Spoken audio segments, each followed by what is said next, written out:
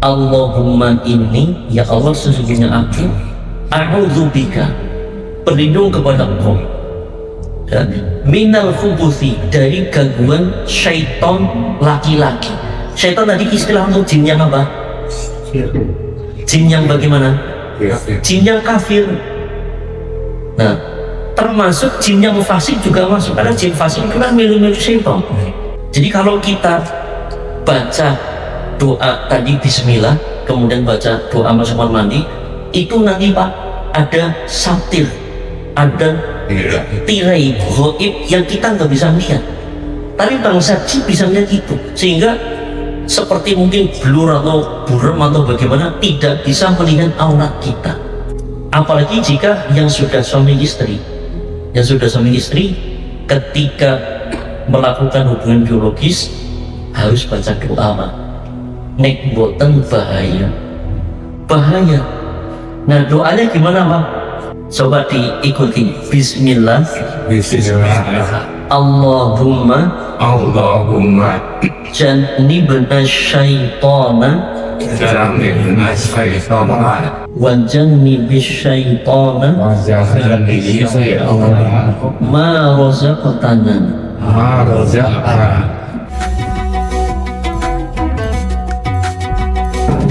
Para jemaah Masjid Al-Furqan yang semoga senantiasa dirahmati dan dimuliakan oleh Allah Ta'ala, kita bersyukur kepada Allah atas limpahan segala nikmat.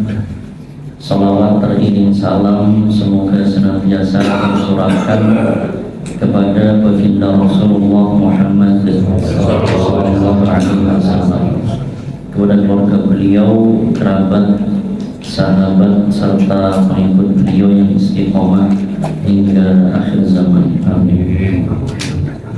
Pripun kabare Bapak Ibu, sehat selalu. Semoga kesehatan yang Allah berikan kepada kita menjadi kesehatan yang diberkahi dan manfaat. Amin. Bapak Ibu yang dirahmati Allah, alhamdulillah pada malam yang cerah, malam yang berbahagia ini kembali kita dipertemukan di masjid yang mulia ini setelah kayaknya lama ya Pak, waktu Ramadan atau sebelum Ramadan malamnya terakhir ketemu nih Pak. Sudah kemarin Juli, bulan Juli 2 minggu yang lalu. Juli akhir Juli September, Oktober, di Al-Falah atau di Al-Falah ketemu gitu. Kalau di sini akhir Juli Pak. akhir Juli ya, Masya Allah. Nah, kalau yang biasa di Al-Falah ketemu, alhamdulillah. Kalau yang belum ketemu di Al-Falah berarti ketemunya mungkin terakhir bulan Juli. Atau semuanya biasa ke Al-Falah semua? Ini kosong sih Pak. Jangan ditinggal ini Pak. Bapak Ibu yang dirahmati Allah, alhamdulillah kita bertemu di tempat yang mulia ini dan kita akan melanjutkan pembahasan masih seputar alam jin, yang melanjutkan yang dulu pernah kita sampaikan di bulan Juli ya. Pada pertemuan yang sebelumnya ya, karena kalau di sini ini pembahasan tentang alam jin kan masih awal ya. Jadi pertemuan perdana dulu yang kita bahas adalah yang selalu kita sampaikan di awal adalah meluruskan keyakinan tentang alam jin. Jangan sampai rasa takut kita kepada bangsa jin melebihi rasa takut kita kepada Allah Ta'ala. Itu sudah kita jelaskan pada pertemuan sebelumnya. Dan kalau kita terus belajar tentang apa yang kita pelajari tentang alam jin, nanti ujungnya kita akan belajar ruqyah. Dimana kalau di Al-Falah memang sudah jauh ya. Jadi bocoran sedikit ya. Kalau kita belajar ruqyah Pak, itu bukan kita yang takut kepada jin, tapi jin yang takut kepada kita. Iya. Dan istilahnya yang saya sampaikan ini bukan hanya teori, tetapi betul-betul jin itu gelisah, jin itu menghindari orang-orang yang bertauhid, apalagi bertauhid dan belajar ruqyah itu ya. Nah itu bocoran-bocorannya banyak ya. Kalau Bapak Ibu pengen tahu lebih jelasnya, monggo silahkan nanti dicari di YouTube atau di media sosial bagaimana ruqyah syariah. Kita akan melihat bahwa ketika momen ruqyah, ketika momen ruqyah, yang takut itu ruqyahnya atau jinnya? Jin yang takut. Saking takutnya Pak, saking takutnya jin itu menatap wajah atau apalagi menatap matanya ruqyah itu nggak berani. Jadi kalau kita perhatikan jin yang sedang diruqyah itu, dia nunduk atau melengos begini, ya, berpaling, tangannya mungkin kayak mau nyerang ya, seolah-olah kayak mau nyerang, tapi dia saja nggak berani. Kontak mata tidak berani, menunjukkan apa? Takut mereka, sudah kalah mental. Pertanyaannya, apakah karena ruqyah itu sakti? Apakah ruqyah itu hebat? Dijawab tidak. Jawabannya apa? Dulu kita masih mendengar, karena ruqyah itu takut kepada Allah Ta'ala. Nah, dan sebagaimana pernah kita jelaskan sebelumnya, semakin kita takut kepada Allah, semakin kita berani menghadapi syaitan dari bangsa jin, dan bangsa jin semakin takut kepada kita. Masih ingat ya Pak? Ya, saya ulangi, semakin kita takut kepada Allah, kita semakin berani menghadapi syaitan dari bangsa jin, dan syaitan dari bangsa jin semakin takut kepada kita.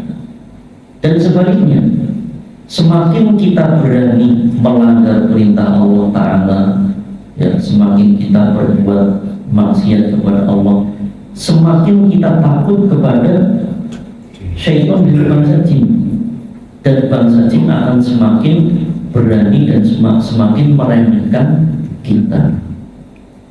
Jelas itu Ibu? Nah, itu kita mereview, mengulang apa yang dulu pernah kita jelaskan. Nah, baru kita lanjutkan pada pembahasan selanjutnya, bahwa pembahasan tentang alam jin ini Bapak Ibu, ini pembahasan yang panjang ya, butuh waktu yang lama.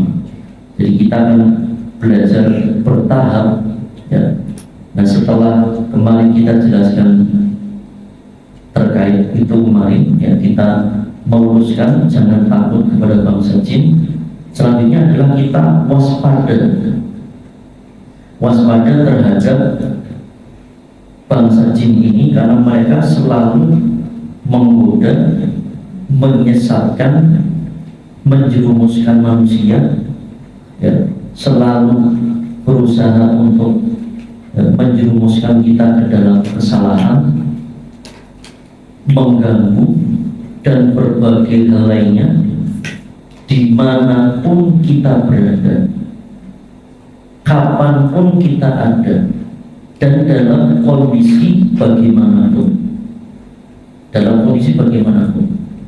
Kita duduk diganggu, kita berdiri, kita jalan diganggu, kita diam diganggu, kita sholat diganggu, kita baca Quran diganggu, kita bekerja diganggu, kita menikah diganggu, kita mandi diganggu, bahkan kita tidur pun diganggu.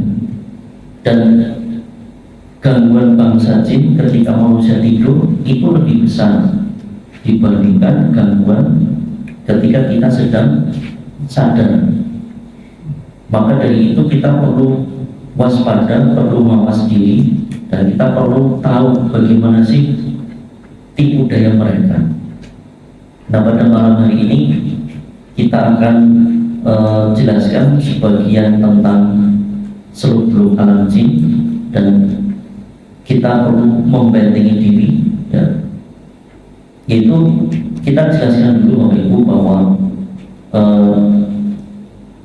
kita sudah pernah jelaskan belum perbedaan antara iblis, jin dan syaitan. Sudah pernah ngomongin? Belum? Oke.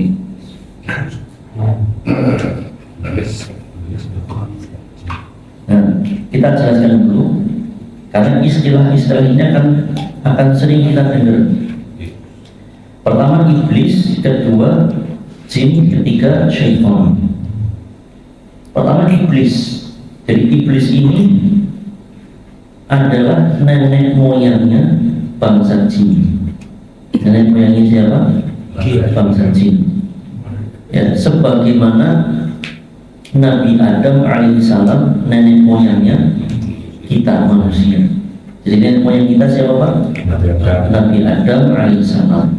Kalau nenek moyangnya Charles Darwin, monyet. Ya. Tahu Charles Darwin Pak? Tahu. Ya. Nah, kalau nenek moyang kita Nabi Adam alaihissalam. Ya. Tapi masih dipelajari di sekolah-sekolah ya Pak? Kasih. Nah, monggo ini kalau ada yang di dinas, monggo Pak, ini PR pendidikan di negeri kita. Ya, manusia purba masih dipelajari, teori evolusi masih dipelajari, padahal bertentangan dengan ajaran Islam. Monggo ini yang kalau ada yang di dinas pendidikan, monggo ini PR nih Pak, ya, untuk dievaluasi seperti itu. Ya. Bangsa jin. Ya. Nama aslinya Azazil. Azazil. Jadi dulu yang diperintahkan sujud kepada Nabi Adam alaihissalam itu kan siapa? Para malaikat dan juga Azazil. Azazil itu sebetulnya bangsa jin, tapi dia adalah jin yang sangat taat kepada Allah.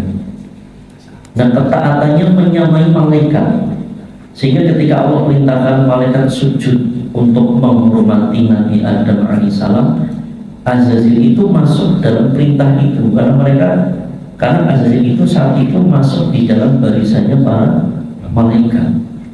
Ternyata menolak perintah Allah Ta'ala, akhirnya dikutuk oleh Allah dan namanya diubah jadi iblis. Nama aslinya sebentar Azazil. Nah, Azazil ini iblis dan Nabi Adam alaihissalam dan istrinya ibunda Hawa kan diturunkan dari surga kemana? Ke bumi. Ya, Allah Ta'ala menjelaskan qulna bitu minha jami'an di dalam surat Al-Baqarah. Turunlah kalian semua ke bumi ini. Nah, semenjak Allah perintahkan mereka turun, maka dua bangsa ini, manusia dan jin, ini menjadi penduduk bumi. Menjadi apa? Penduduk bumi, beranak pinak di bumi. Jadi tidak tepat kalau ada anggapan bahwa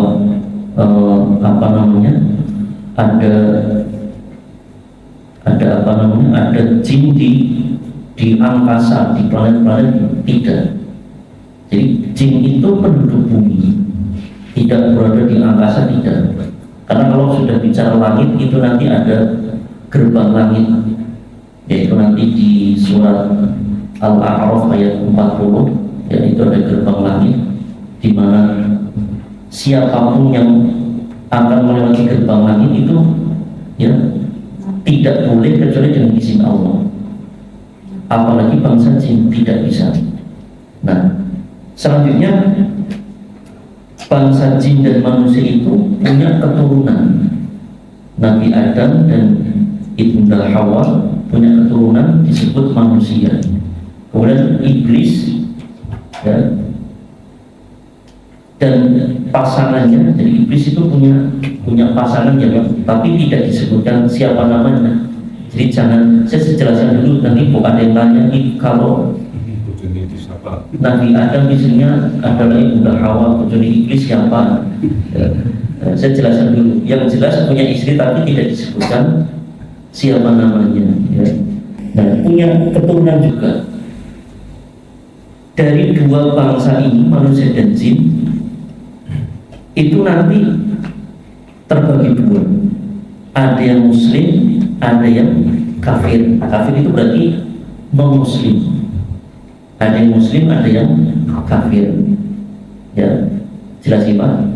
Nah, dari yang muslim ini itu juga nanti terbagi dua.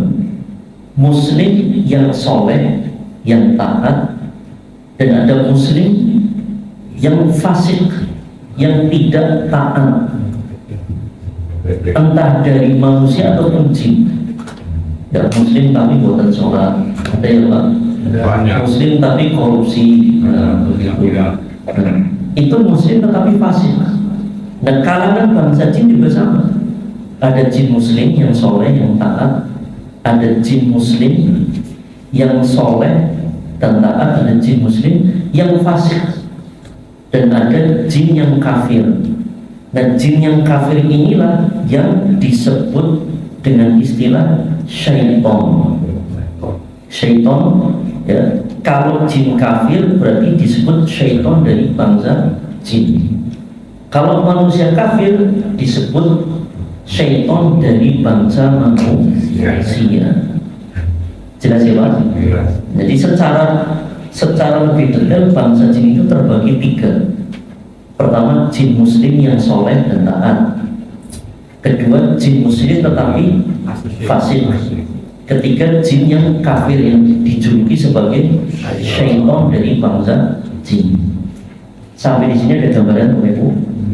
Ya, sebetulnya dalilnya banyak, tapi kalau dijelaskan dalilnya nanti waktunya nggak cukup. Ya. Nah, sekarang Bapak Ibu, kan tadi ada berapa pembagian? Tiga. Nah, yang mengganggu manusia dengan berbagai gangguannya begitu banyak. Itu adalah yang dua tadi, ya, yang kafir, yang disebut sebagai syaitan dari bangsa jin, atau jin muslim tapi perilakunya kayak syaitan. Itu jin yang fasik, muslim tetapi fasik. Jadi yang ganggu itu dua ini. Kalau jin muslim yang soleh, yang taat, gak mau ganggu, tidak mau mengganggu. Kenapa? Karena mereka paham sesama muslim itu tidak boleh saling mengganggu. Sesama muslim, entah manusia dengan manusia atau jin muslim dengan jin muslim, yang soleh gak mau saling mengganggu. Atau antara manusia dengan jin, antara jin dengan manusia. Maka Nabi itu melarang kita kalau muslim yang soleh kan taat sama Nabi, Pak. Betul nggih? Nabi itu melarang kita dilarang apa? Nyiram air panas atau kencing di lubang-lubang yang ada di tanah. Kenapa? Ya, khawatir kita menzolimi, menyakiti makhluk yang lain, entah yang terlihat, mungkin semut atau serangga atau hewan-hewan yang lain, atau makhluk yang tidak terlihat, bangsa jin.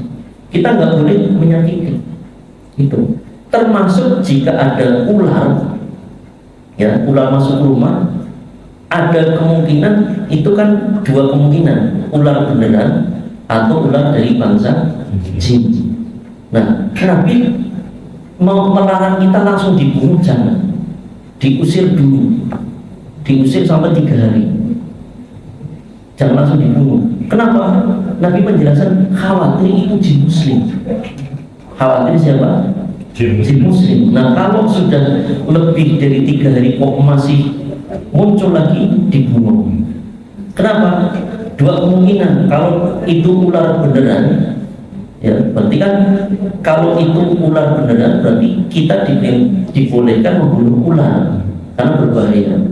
Kedua, kalau itu jin, ya sudah lebih 3 hari, berarti kalau dia jin muslim, muslim yang bagaimana? Fasik. Kalau dia taat sama Nabi tidak bakal lebih dari 3 hari. Betul ya Pak? Nah, dia lebih dari 3 hari berarti tidak taat sama Nabi. Kita dibolehkan membunuh karena dia mendzalimi manusia, menakut-nakuti manusia. Nah, kalau itu jin yang kafir, syaitan, nah maka dia mengganggu manusia, layak untuk dibunuh. Jelas sih Bapak Ibu? Jadi kita dilarang saling menyakiti, mendzalimi sesama muslim. Jin muslim pun demikian, nggak mau.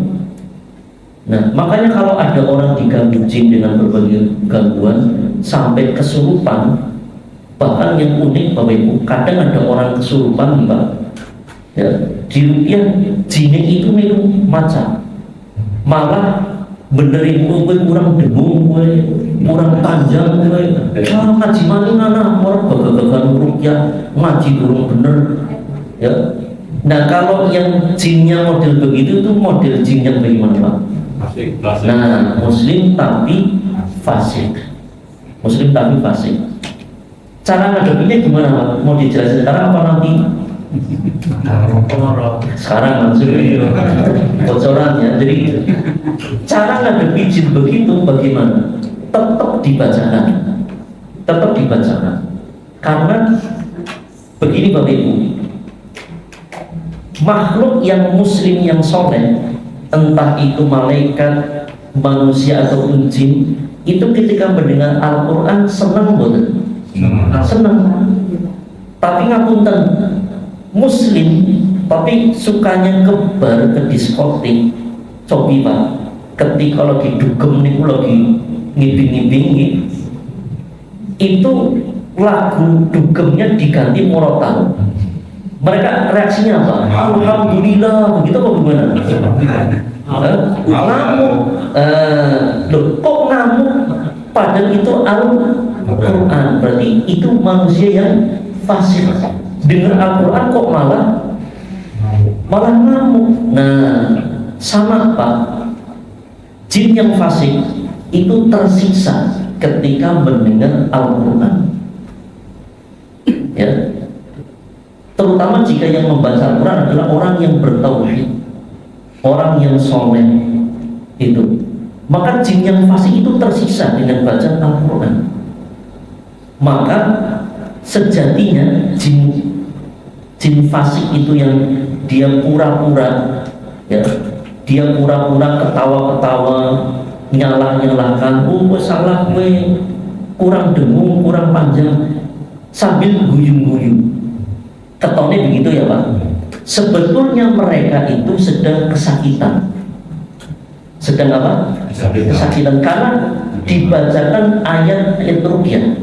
Jadi ayat ruqyah itu berefek kepada jin yang fasik, apalagi yang kafir. Tapi mereka pintar, mereka licik. Mereka bagaimana? Licik, pura-pura tidak terkena, pura-pura tidak terefek.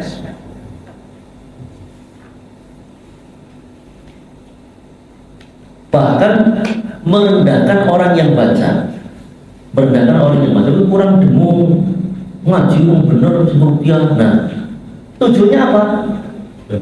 Untuk mengedonkan, menjatuhkan mental orang yang meruqyah. Jelas ya Pak? Nah, solusinya bagaimana? Bacakan terus sampai mereka muncul yang sejatinya, beringis-beringis kesakitan. Iya, dibacakan terus, lama-lama mereka kesakitan. Begitu. Akhirnya mereka, ya, kalau tidak tobat semakin teradab dengan bacaan-bacaan ruqyah. Terus dibacakan, jangan mandek. Mereka liciknya bagaimana? Pasti menjelek-jelekan orang yang membaca. Solusinya bagaimana Pak? Bacakan terus sampai mereka muncul yang asli, kesakitan itu. Jelas ya Pak? Nah, ini ada banyak cerita yang pernah kita metode ruqyah yang kita ajarkan kan. Kita mengajari kalau misalnya yang terkena gangguan itu istri, suaminya kita ajari. Ada banyak yang kisah yang saya sebutkan ini, ya. Pernah kita ruqyah salah seorang ibu muda, ya. Itu jinnya sudah menguasai tubuh istrinya ini. Terus saya ngajari suaminya untuk ruqyah. Mas, ayo dibacakan ayat kursi. Dibacakan apa? Ayat kursi. Dan ngapunten, memang bacaannya kurang tepat lah ya.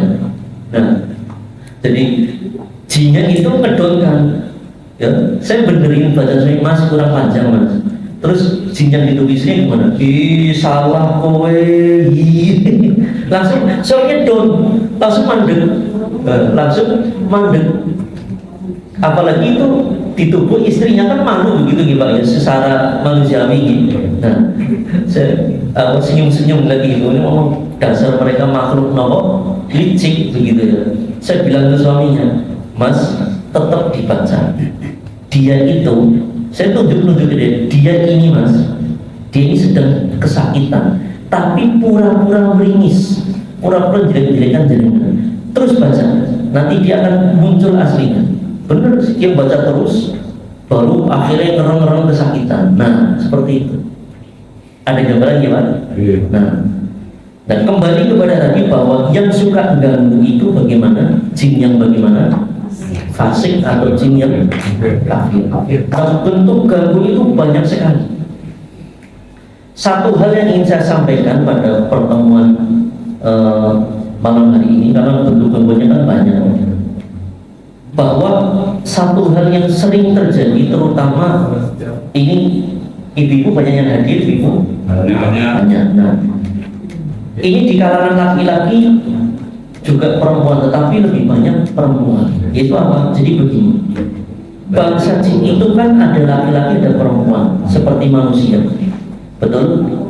Nah, kalau makhluk itu berpasangan, ada laki-laki dan perempuan, berarti punya syahwat, punya. Nah, bangsa jin itu juga punya syahwat. Ya, bangsa jin punya syahwat.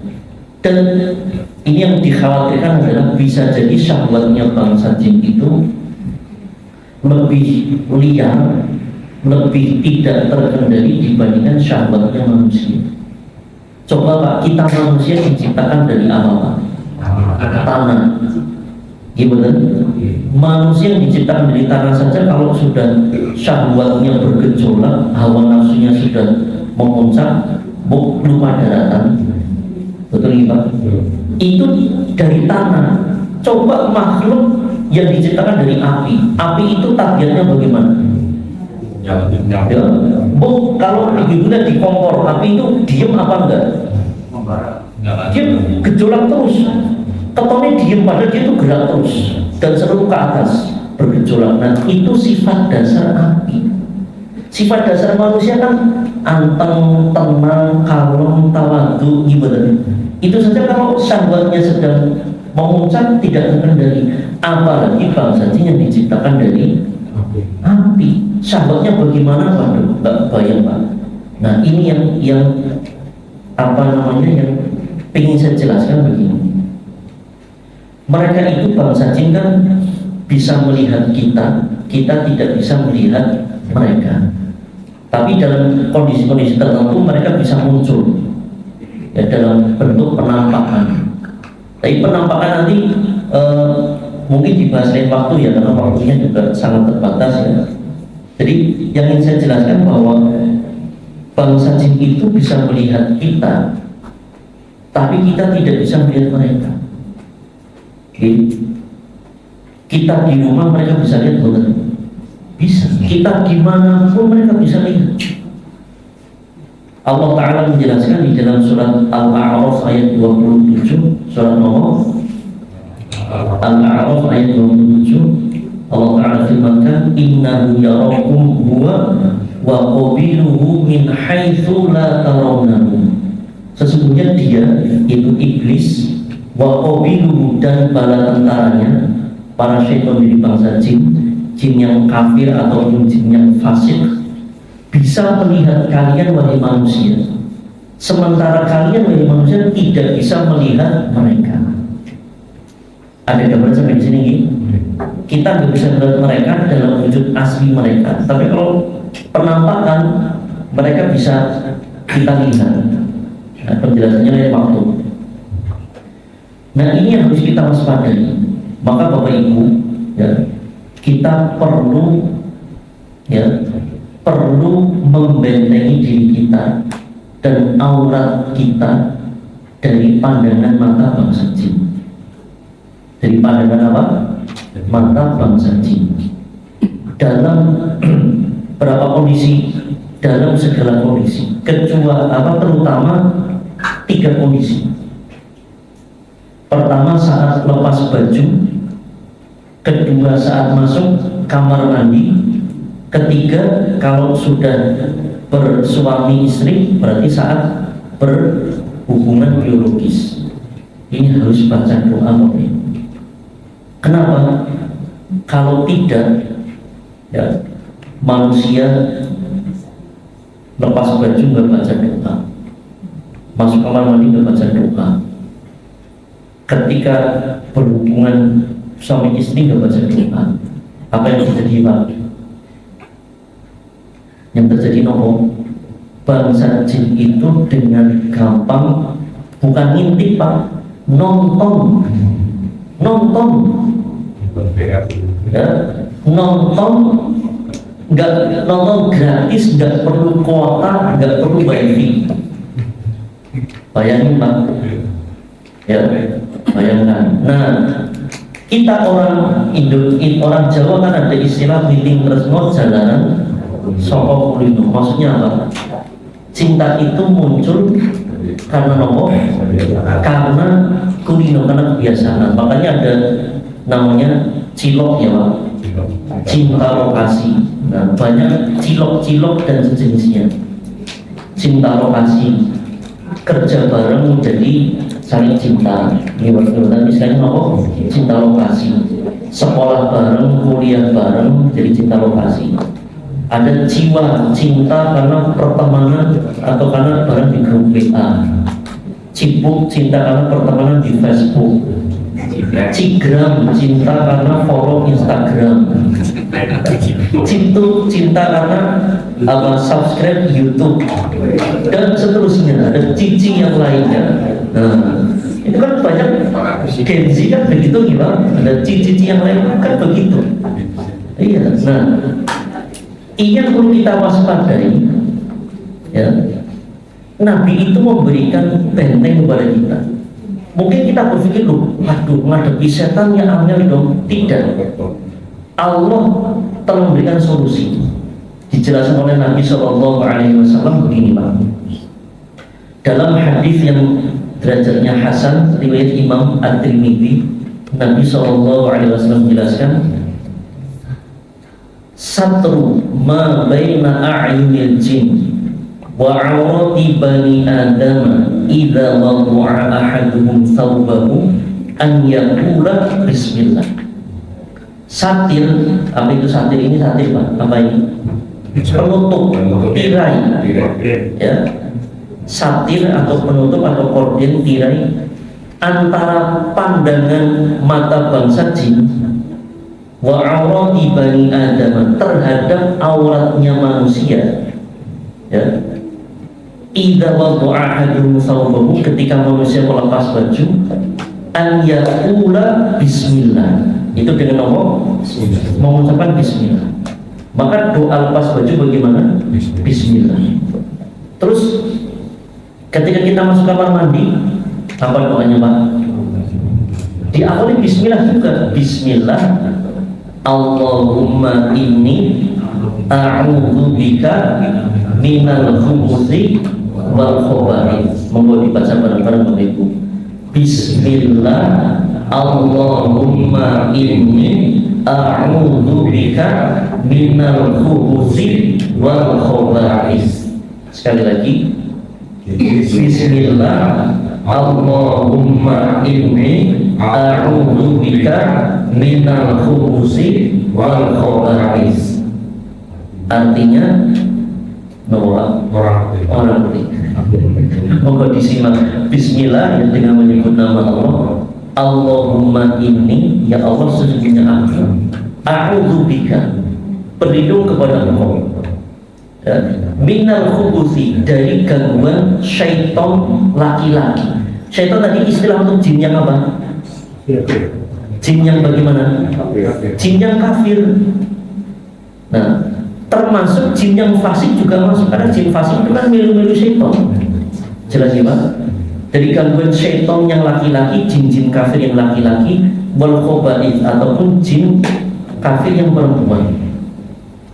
Jadi kalau kita baca doa tadi bismillah, kemudian baca doa masuk mandi, itu nanti Pak ada satir, ada tirai ghaib yang kita nggak bisa lihat.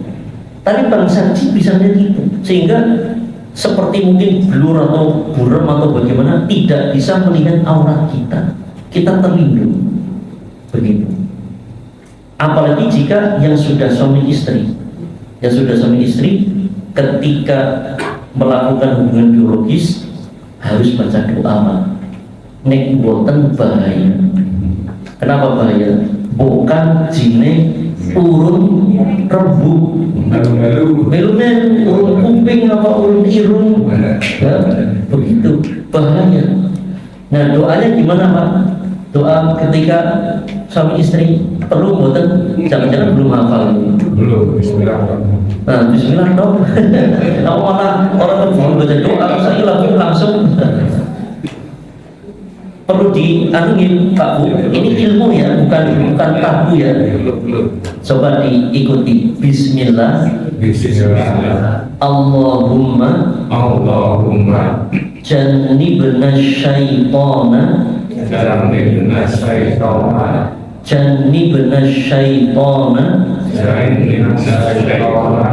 wa jannibis syaitana wa jannibis syaitana ma razaqtana. Nanti saya share ke Pak Taufik nomor biar di-share bersamaan, dan nanti Bapak Ibu ya diapalkan.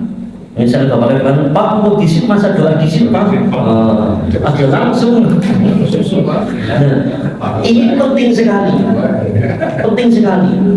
karena tadi Bismillah pertama ya, baca Bismillah itu jadi tameng. Kemudian doanya Allahumma ya Allah jannibna syaitana, ya Allah jauhkanlah kami dari gangguan syaitan. Wa jannibi syaitana, dan jauhkanlah syaitan ma razaqtana, terhadap apa yang engkau rizkikan kepada kami berupa anak. Jadi ini perlindungan untuk kita, aurat kita, pasangan kita, dan anak cucu kita. Itu ada gambarannya Bapak Ibu. Nah ini harus kita baca terus. Sebetulnya doa-doa yang lain juga penting, tapi ini saya dahulukan ini yang sangat penting, melebihi yang lain-lain. Kenapa? Tadi kembali kepada meeting Tresno Jalanan Sukokulino. Bapak Ibu bisa bayangkan, saya mencoba mengilustrasikan itu. Ketika ada manusia, bocah cilik, entah laki-laki ataupun perempuan, orang tuanya tidak pernah mengajari doa-doa kayak tadi, sehingga lepas baju biasa, masuk kamar mandi langsung bungkus. Dari kecil sampai dewasa, bangsa jin Bapak Ibu tiap hari nonton gratis tanpa kuota, nggak perlu wifi. Jelas sih, masih cilik ya, nggak menarik auratnya, betul. Tapi kalau sudah tambah gede, menarik betul. Nah ini yang bahaya, tambah gede, tambah menarik. Akhirnya apa yang terjadi Pak? Dan ini saya ngomong ini bukan nakut-nakutin ya, bukan sekedar teori. Realitanya banyak di Cilacap ini banyak. Gak usah bicara jauh-jauh Purwokerto apalagi Surabaya, Cilacap banyak. Yaitu apa? Kasus-kasus orang diganggu jin karena disukai oleh bangsa jin. Kenapa disukai? Tadi di antara sebabnya adalah nomor setiap hari melihat aurat manusia, lama-lama jadi suka. Bapak Ibu pengen tahu ya apa indikasi orang disukai bangsa jin? Pengen tahu betul?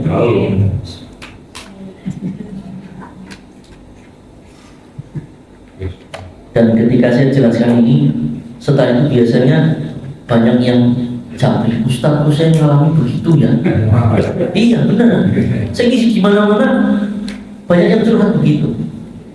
Nah, indikasi nomor sering diganggu jin, dan indikasi kuatnya adalah sering didatangi di alam mimpi, didatangi oleh lawan jenis.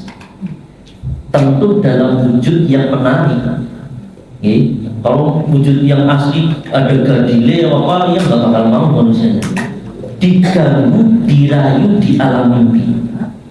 Kalau laki-laki didatangi perempuan cantik, kalau perempuan didatangi mimpinya laki-laki yang ganteng. Begitu. Awalnya hanya datang, lama-lama diajak bermesraan. Lama-lama seperti suami istri, Pak. Bahkan ngapunten ada sebagian kasus, ngapunten ini ya bukan tabu ya, Bang. Perempuan ya diperkosa di alam mimpi. Subhanallah. Dan kasus ini banyak. Ya. Ada salah satu bujang, ya, salah satu bujang yang dari kecil indigo diganggu bangsa jin. Dan ternyata yang saya sebutkan ini dia mengalami.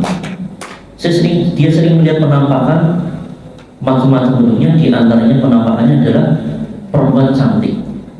Sering datang di alam mimpi. Saya tanya, Ayu Ramas, Ayu tak kayak artis. Saya guyu dok. Emang itu wujud aslinya? Wujud aslinya kan nggak begitu. Nah, saya bilang ke dia, Mas, antum pengen bojo orang, pengen tak? Nah, harus termotivasi antum usahakan rukyah mandiri, usahakan gangguan ini sudah harus hilang sebelum antum bojo. Kenapa Pak kira-kira Pak? Karena begini, kalau indikasi begitu berarti jin perempuan ada yang senang sama dia, betul? Nah kalau dia bojo, jinnya cemburu, betul? Nah kalau menungsa cemburu, wadon-wadon, jambak-jambakan, cakar-cakaran gitu, ya Mbak. Nah kalau jin gimana ganggunya? Waduh, kita nggak tahu gimana caranya mereka. Nah itu.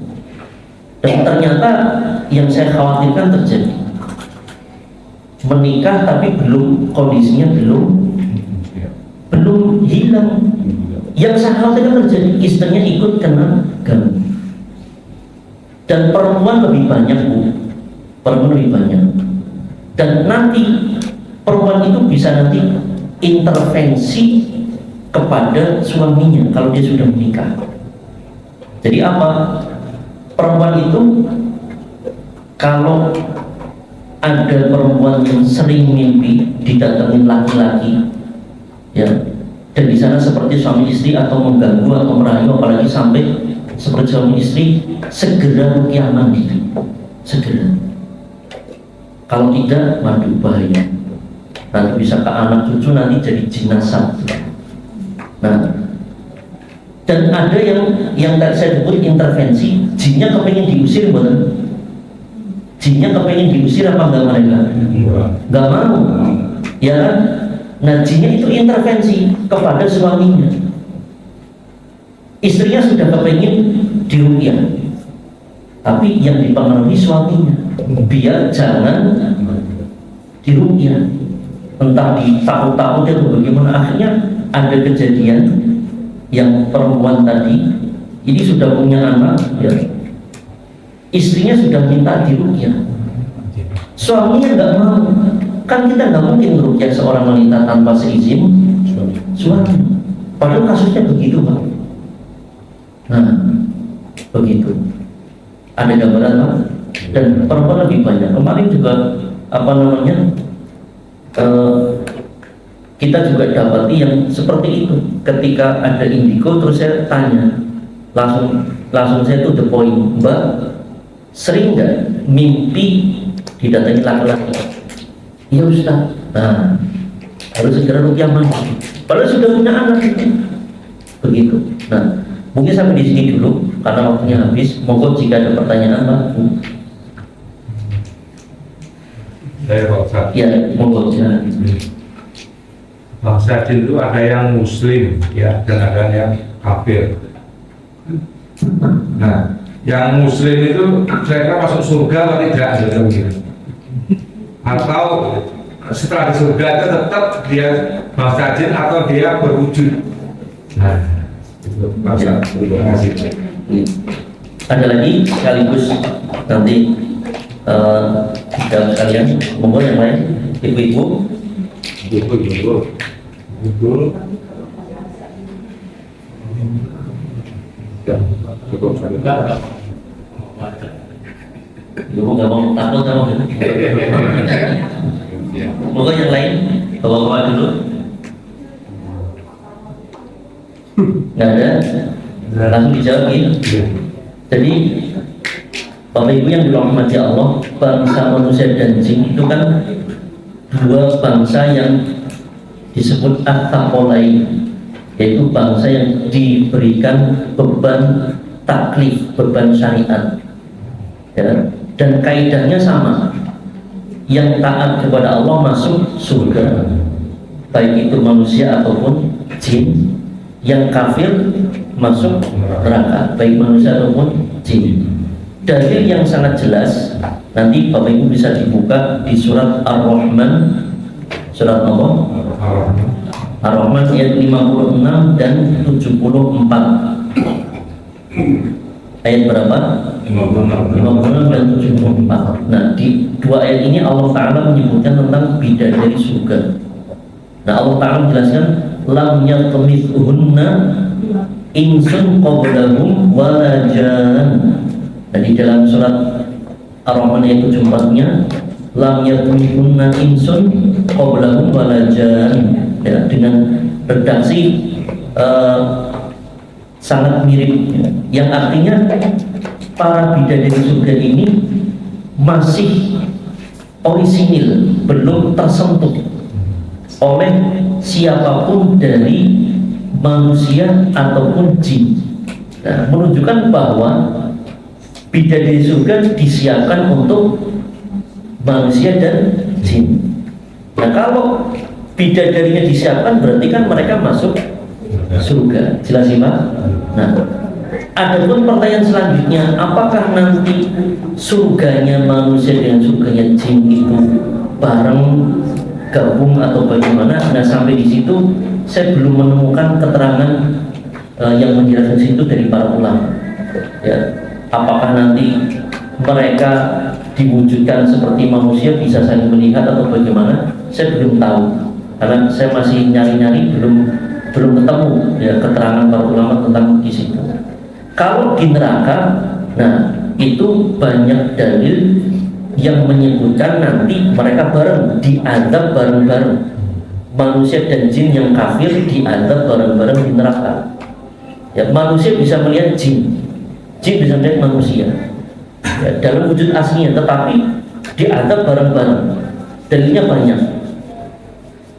Di antara dalilnya nanti bisa dibuka surat Ibrahim.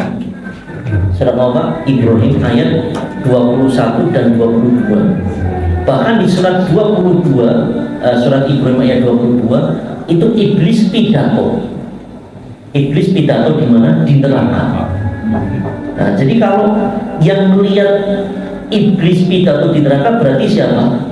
Ahli neraka. Jangan sampai kita lihat pidatonya iblis, kita imani di Al-Quran bahwa nanti iblis akan pidato. Di surat apa tadi Pak? Ibrahim ayat 22. Kita iman itu. Kalau kita nggak iman, nanti kita lihat beneran di nerakanya. Paham maksudnya Pak? Kalau kita beriman di dunia kan kita nggak perlu lihat, kita sudah percaya. Iya betul. Kalau yang belum percaya nanti Allah perlihatkan beneran itu. Nah, berarti kan kita dimasukkan kemana?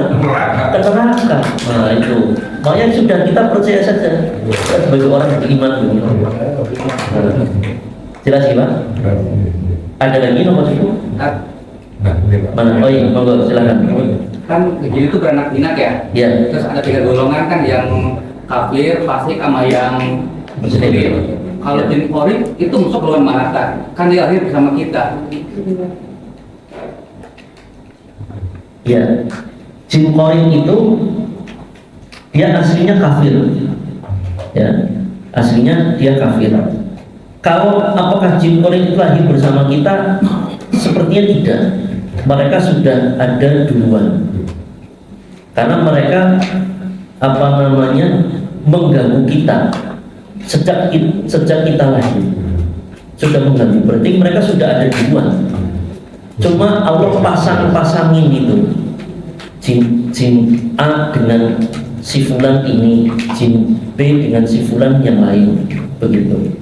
Nah, keterangan para ulama termasuk Nabi Shallallahu Alaihi Wasallam menjelaskan jin korin itu aslinya kafir, tidak beriman. Ya, di dalam hadis yang sahih riwayat Imam Muslim, Ad-Darimi dan yang lainnya dari sahabat Ibnu Mas'ud radhiyallahu anhu, Nabi menjelaskan, "Ma minkum min ahadin illa wa qad wukila bihi qarinuhu minal jin." Tidaklah salah seorang dari kalian wahai manusia kecuali sudah Allah adakan untuk dia qarinuhu, pendampingnya, minal jin, dari bangsa jin. Dalam tambahan redaksi yang lain disebutkan wa minal malaikat, ada pendamping juga dari kalangan malaikat. Nah, fokus kita di jin ini, ya. Jadi ketika mendengar ini, ya, para sahabat bertanya, wa iyyaka ya Rasulullah, wahai Rasulullah, apakah engkau juga ada jin korinnya? Karena kan setiap manusia, Rasulullah kan juga manusia. Apakah engkau juga punya jin korin, wahai Rasulullah?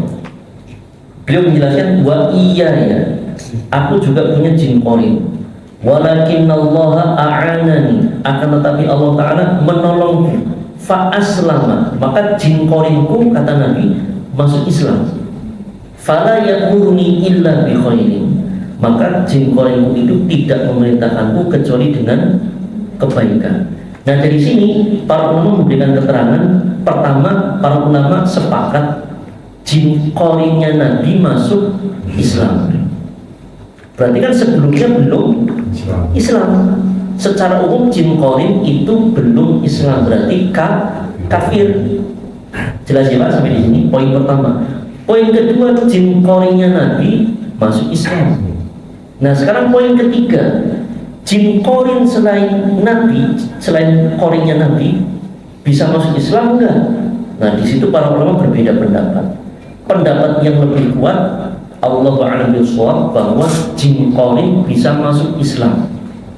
Ya, penjelasannya panjang, ya, tapi intinya begini, jin korin kita bisa masuk Islam sebagaimana jin korinnya Nabi. Karena mereka bangsa jin secara umum diciptakan oleh Allah, wa ma khalaqtul jinna wal insa illa liya'budun. Jadi mereka masuk ke umuman ayat ini. Tidaklah Allah ciptakan jin dan manusia kecuali untuk ibadah kepada Allah. Jadi mereka tugasnya ibadah, bukan mengganggu. Nah, jadi bangsa jin pun diuji oleh Allah, apakah ganggu manusia atau tidak. Dan kita diuji, apakah kita terkena, ya, gangguannya mereka, ikut gangguan mereka atau tidak. Jadi kita dua bangsa ini masing-masing sama-sama diuji. Begitu. Jelas ya Pak? Ya. Cukup dulu. Nah, mungkin waktunya habis. Semoga panjenengan penasaran sehingga bisa kita kaji hal-hal yang lain. Intinya dengan membahas ini kita meluruskan banyak sekali akidah-akidah yang mungkin kurang tepat di masyarakat, sehingga kita semakin benar keimanan kita kepada Allah dan semakin berani menghadapi gangguan-gangguan syaitan. Monggo kita akhiri, kita tutup dengan doa kafaratul majelis. Subhanallah.